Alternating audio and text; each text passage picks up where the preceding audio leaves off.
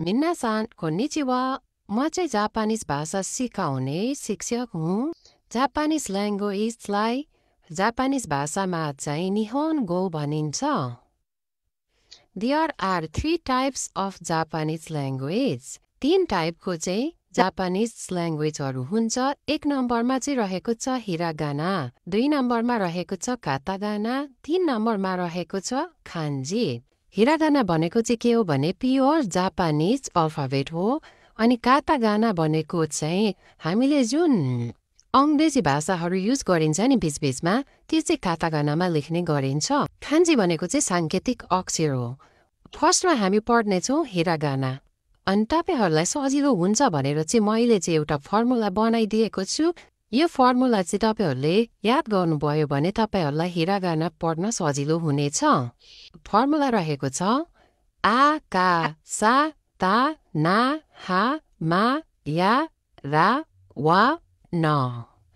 यो चाहिँ अगाडि अगाडि युज हुन्छ, हेर्न सक्नुहुन्छ। आ का सा ता ना हा मा या रा वा न।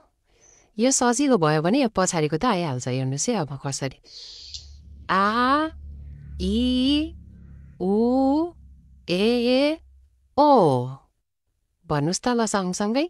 आ इ उ ए ओ। यो आको सिद्धियो है। अब त्यसपछि के को आउँछ? काको। हेर्मै काको यहाँ छ। ता कि कु के को। फेरि भन्नुहोस् त सँगसँगै। का कि कु के को। गुड। अब आयो त्यसपछि सा। सा सी सु से सो। फेरि भन्नुहोस् ल तपाईँहरू पनि। सा सी सु से सो। अब त्यसपछि के छ? सा सिद्धियो। अब ताको पालो। ता ची चु ते तो। फेरि भन्नुहोस् सँगै। ता ची चु ते तो। अब के को पालो आयो त माथि हेर्नुहोस्। तापछि ना। ना नि नु ने नो। ना नि नु ने नो। ओके। अब त्यसपछि के को पालो आयो? हाको। हा हि फु हे हो। फेरि भन्नुहोस् सँगै। हा हि फु हे हो। अब त्यसपछि आयो माको टर्न। सँगसँगै भन्नुहोस् है तपाईँहरूले पनि, नभनिकन आउँदैन नि फेरि। मा मी मु मे मो। मा मी मु मे मो। त्यसपछि के को आयो? या। या यु यो। यो त कति सजिलो छ, 3टा मात्रै छ। या यु यो।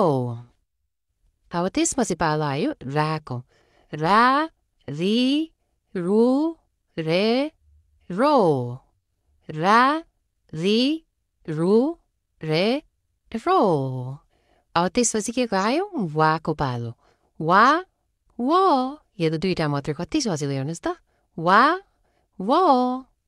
अनि लास्टमा रहेको चाहिँ एउटा न। न। ल अब लास्टमा सँगै भन्ने है, सबै एकैचोटि ल।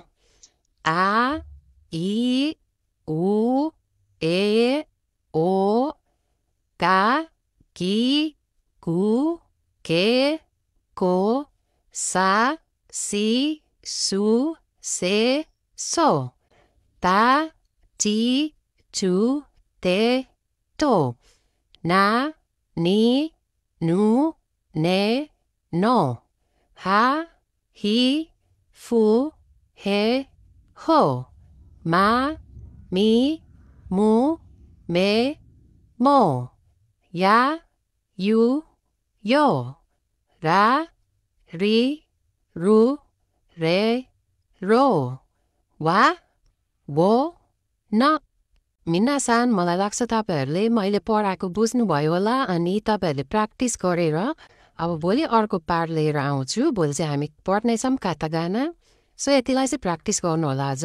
अहिले बेसीदेखि नै मिहिनेत गऱ्यो भने पछि गएर एकदम सजिलो हुन्छ त्यसैले अल्फाबेटहरू चिन्दा चाहिँ तपाईँहरूले एकदम मिहिनेत गर्नुहोस् मिहिनेत गरेपछि नहुने केही पनि छैन अनि यो चाहिँ मेरो नयाँ आइडी हो कृपया तपाईँहरू सबैले फलो गरिदिनु होला लाइक कमेन्ट अनि सेयर पनि गरिदिनु होला अनि मेरो माथि प्रोफाइलमा लिङ्क राखिदिएको छु युट्युब च्यानलको त्यहाँ पनि गएर तपाईँहरूले नबुझेको कुराहरू सोध्न सक्नुहुन्छ आजलाई चाहिँ यति नै बाई बाई